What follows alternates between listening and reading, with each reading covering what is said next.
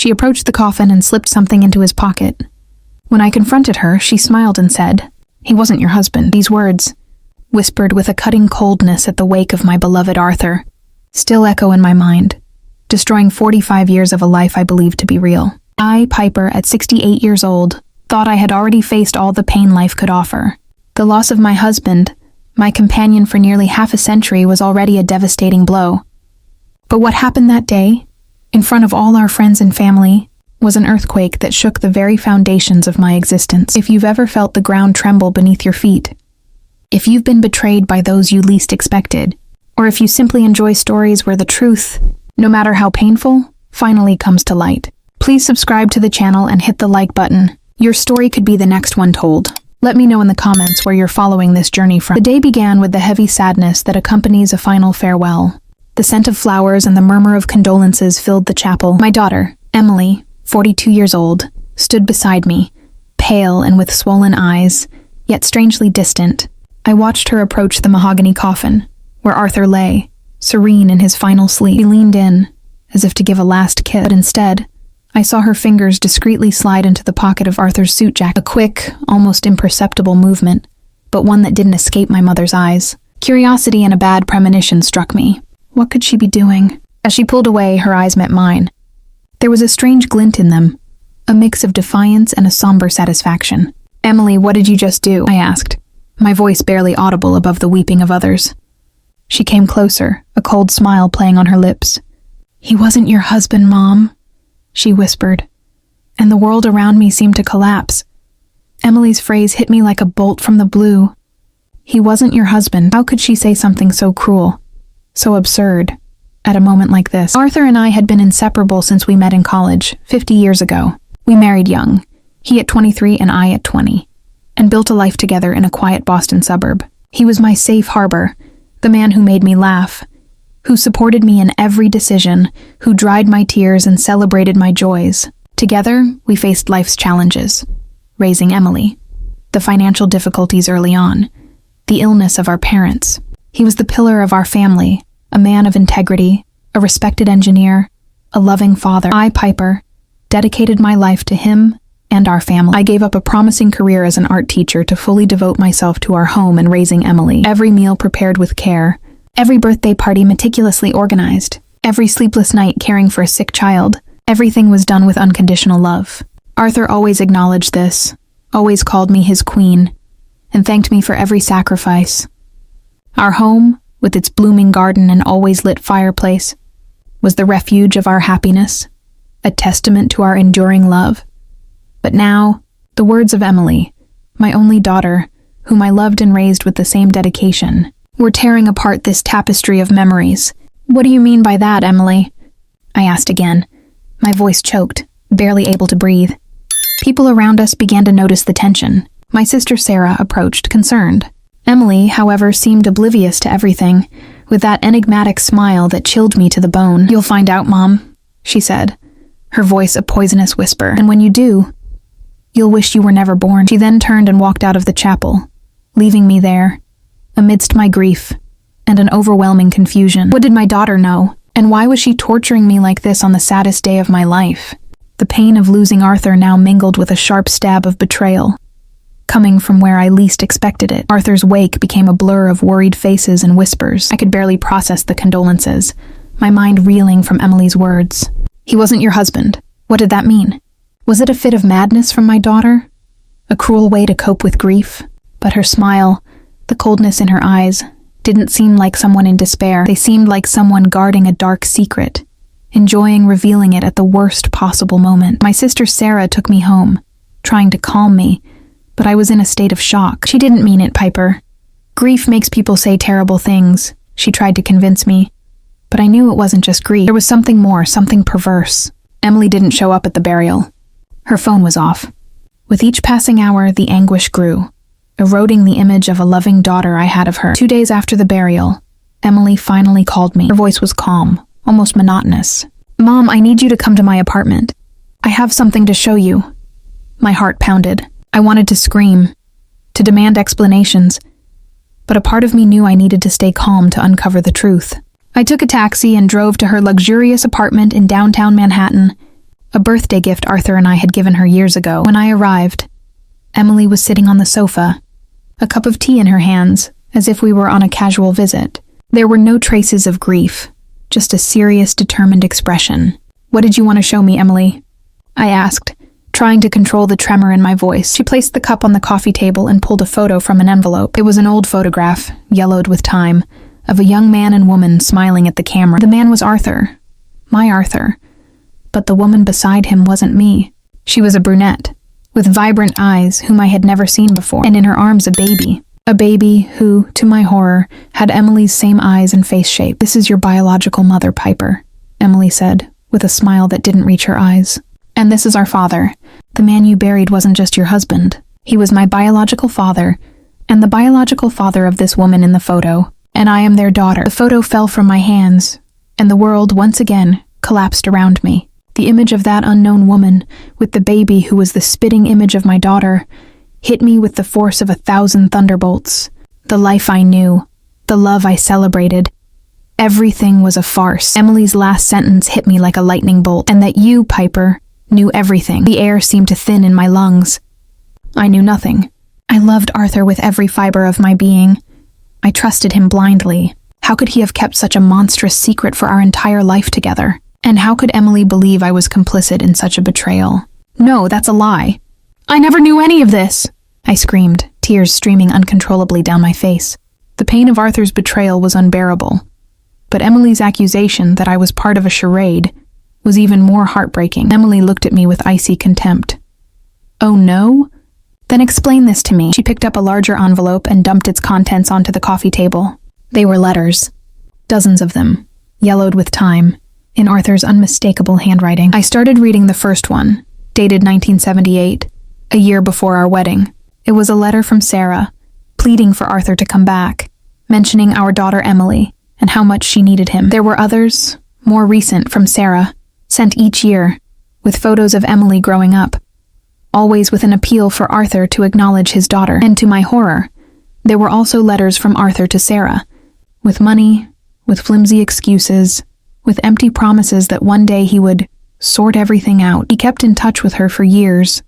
"Piper," Emily said, her voice heavy with bitterness. "He supported her financially, but never publicly acknowledged her. And you, the woman he chose to be his wife, the woman he loved, were living a charade while he maintained a secret life with my real mother and me." She pointed to a more recent letter, from 2015. "In this letter, Sarah threatened to reveal everything to you and the press if he didn't acknowledge me. And do you know what he did? He silenced her. He convinced her that it would be better for everyone if she remained a secret, promising that one day, when you weren't around anymore, he would give me his last name." The climax of the revelation hit me with the force of a fatal blow. Arthur was not the man I thought he was. He was a liar, a coward, a manipulator. And Emily, my daughter, was the living proof of his betrayal. The life I had built, the love I had cultivated, everything was an elaborate lie. The pain was physical, a black hole opening in my chest. I wasn't just losing my husband. I was losing my identity, my history, the very essence of who I was. Emily, seeing my despair, came closer. "And do you know what I put in his pocket, Mom?" she whispered with a cruel smile. "The original birth certificate, with Sarah Jenkins' name as mother and Arthur as father, so he could take the secret to his grave, but with the truth right next to him." Arthur's rage was a consuming fire, but Emily's raw, exposed pain began to temper my own fury. We were both victims of a man who had woven a web of lies for decades. I looked at Emily sitting across from me, her eyes red and her face streaked with tears. "Emily," I began, my voice still choked, but with a new softness. "I swear to you on my own mother's memory that I knew nothing of this. I loved Arthur. I trusted him. He was my world." She looked at me, and for the first time, I saw a flicker of doubt in her eyes, a crack in the wall of resentment she had built. "He was a master of secrets, Mom," she said, her voice barely a whisper. "He made me promise never to tell you, that it would be our secret. He said you were fragile, that you couldn't handle the truth." The irony was cruel. Arthur, the man who presented himself as the pillar of our family, was the architect of our emotional destruction. He had manipulated everyone, using love and trust as tools to protect his own image. In that moment, the complexity of the situation became overwhelming. It wasn't just Arthur's betrayal, but the entire life I had lived under a lie. My identity as a wife, as a mother, everything was at stake. Emily, in turn, had grown up under the shadow of an absent father and a biological mother who lived on the fringes, waiting for recognition that never came. Your mother, Sarah, she deserved more, I said, feeling a wave of empathy for that unknown woman who had shared such a cruel fate with me. She deserved Arthur to acknowledge her, to acknowledge you. Emily nodded, tears returning. She always said his love was the only thing that mattered, that the money he sent was just cheap compensation for a stolen life. The conversation stretched into the night. Emily showed me more photos of Sarah, a beautiful woman with a melancholic smile. She told me about Sarah's life, a life of struggles and sacrifices to raise Emily alone, always hoping that Arthur would one day do the right thing. And I, Piper, listened to every word, feeling the weight of the injustice Arthur had perpetrated. My anger towards him solidified, transforming into a cold determination. I couldn't change the past, but I could and should seek some form of justice for Sarah and for Emily and for myself. The first turning point wasn't just the discovery of the betrayal, but the realization that Emily and I, from enemies, were allies in shared pain. The night dragged on, and with each of Emily's revelations, the image of the Arthur I knew disintegrated. The man of integrity, the loving husband, the devoted father. It was all a carefully constructed facade. The pain of betrayal was immense, but anger, a cold and calculating anger, began to take over. I couldn't allow Arthur to take his secrets to the grave without the truth coming to light. And more importantly, I couldn't allow Emily to continue carrying the burden of a life of secrets and resentment. Emily, I said, my voice firm despite my exhaustion, we need to do something. Not for revenge, but for justice. For Sarah, for you, and for me. She looked at me, surprised. What do you suggest, Mom? He's dead. What can we do? I took a deep breath. Arthur may be dead, but his lies still live, and they need to be exposed. First, we need a lawyer. We need to understand the legal implications of all this. The next day, with Emily's help, I began to gather all the documents she had. Sarah's letters, Emily Jenkins's birth certificate, and even some bank statements Arthur had sent to Sarah over the years. With each document, the web of lies grew denser and more revolting. Arthur had used money from our joint account to support Sarah and Emily, while I, his wife, lived in ignorance. The post-conflict complication was clear. Arthur's inheritance, which I believed was rightfully mine, was now under a cloud of doubt. We consulted a family law attorney, Dr. Peterson, an experienced and discreet man from Boston. He listened to our story with impressive seriousness. Mrs. Piper, the situation is delicate, but not unprecedented. Emily Jenkins' birth certificate, with Arthur as the father, is irrefutable proof of paternity. The letters and bank statements corroborate the relationship and financial support. This could have significant implications for the division of assets and the validity of Arthur's will. Dr. Peterson explained that if Arthur had married Sarah Jenkins before marrying me, the first marriage could be considered valid, rendering ours null. This would mean I was not legally Arthur's wife, and Emily was not legally my daughter. The world once again spun. The complication was not just financial, but existential. My entire life, my marriage, my motherhood, everything could be a legal charade. Dr. Peterson's revelation about the possible annulment of my marriage to Arthur left me in a state of stupor. Not just the emotional betrayal, but the legal annulment of 45 years of shared life, of a love I believed to be true. The idea that I might not legally be Arthur's wife, and that Emily was not legally my daughter, was a devastating blow. But amidst the shock, a new determination emerged. I would no longer be the naive and blind Piper. I would fight for the truth, for my dignity, and for the justice that Sarah and Emily deserved. Emily, by my side, was equally shaken, but her pain mingled with a strange sense of liberation. So I was never really your daughter? She asked, her voice barely audible. Emily, I replied, holding her hands, you always were and always will be my daughter. The love I felt for you, every moment we spent together, none of that was a lie. Biology doesn't define a mother's love. In that moment, our connection strengthened, transcending Arthur's lies. Dr. Peterson guided us on the next steps. First, he would need to thoroughly investigate Arthur's marriage to Sarah Jenkins. If that marriage was valid, then mine would be considered bigamous and therefore null. This would have complex implications for the inheritance and for my legal status. Mrs. Piper, if your marriage is annulled, you will still have rights as a long-term partner, but the process will be more complicated. And Emily, as Arthur's biological daughter, will have rights to the inheritance, regardless of the validity of your marriage. The resolution of the complication began with the search for truth. Dr. Peterson initiated a meticulous investigation, tracing marriage records, death certificates, and legal documents. Meanwhile, Emily and I began to meet regularly. She told me more about Sarah, about the difficult life she had, about the unconditional love she felt for Arthur, despite everything. And I, in turn, shared with Emily memories of an Arthur she never knew. The Arthur who made me laugh, the Arthur who seemed so devoted to our family. It was a painful but necessary process of deconstructing and reconstructing our story. Each day, my anger towards Arthur diminished, replaced by a deep sadness for the life he had wasted on lies. And the relationship with Emily, once marked by resentment and secrets, began to blossom on a foundation of honesty and mutual support. The complication was not just legal, but emotional, and the resolution would not just be about money or titles, but about healing deep wounds and building a new family, based on truth and unconditional love. Dr. Peterson's investigation revealed an even more intricate truth. Arthur and Sarah Jenkins had married in a small town in rural Pennsylvania, and the marriage, in fact, had never been legally dissolved. Arthur, in his cowardice, had simply moved to Boston, changed his last name to that of his single mother, and started his life anew, without ever divorcing Sarah. This meant that my marriage to Arthur was, legally, null from the beginning. The news hit me with a mix of relief and desolation.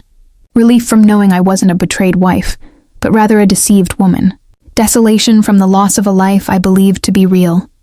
Emily, however, reacted with surprising calm. This means Arthur was never legally married to you, Mom, and that I am his only legitimate child. The coolness in her voice made me realize how much she had matured and strengthened through this entire ordeal. Dr. Peterson explained the implications.